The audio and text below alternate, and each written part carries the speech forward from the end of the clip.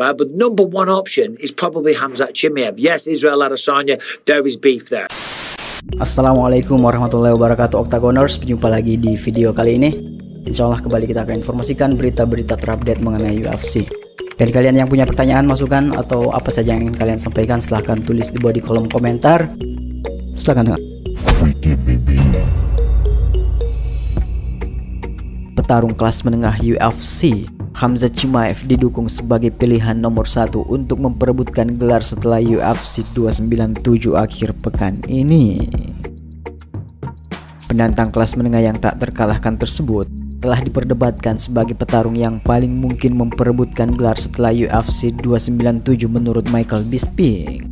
Petarung peringkat 9 kelas menengah itu telah absen sejak ia menjadi co-main event di UFC 294 pada Oktober tahun lalu di Abu Dhabi.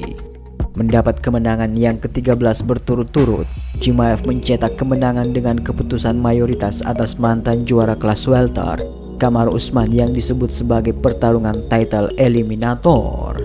Setelah absen karena cedera pasca prosedur pembedahan di tangannya untuk mengatasi masalah ligamen, Chimaev mengklaim bahwa dia dijamin mendapatkan kesempatan melawan Sean Strickland atau Dricus du Plessis setelah UFC 297. Menurut Bisping, Chimaev kemungkinan besar akan bertarung memperebutkan gelar kelas menengah berikutnya, meskipun ada banyak keberatan yang jelas dari Strickland dan yang paling keras dari Dricus du Plessis.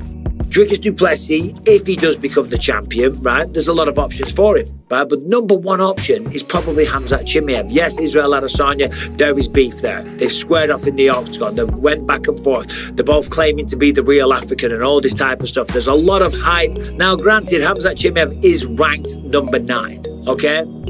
And that's probably another reason why Dricus says that he doesn't deserve it, okay? Fair enough, he's ranked number 9, but he's got a ton of hype. He just beat Kamaru Usman, who, yes, was a welterweight, but he was the pound-for-pound number 1. He was a long-time welterweight champion for many defenses. I think it was 5, right? And on top of that, Dana said whoever wins, Kamaru or Khamzat, they get to fight for the belt. So there it is. Selain menjadi penantang gelar selanjutnya, Chimaev juga digadang-gadang untuk menjadi petarung cadangan di UFC 297. Tak bisa dipungkiri bahwa event berangka UFC adalah event besar yang menjadi pembuka di tahun 2024. Tidak bisa tidak, UFC harus menyiapkan petarung cadangan untuk duel perebutan gelar agar event ini tetap bisa berjalan jika terjadi sesuatu yang tak diinginkan kepada Sean Strickland atau du Plessis. Dan tidak ada petarung yang lebih layak untuk masuk menjadi petarung cadangan selain nama Khamzat Chimaev.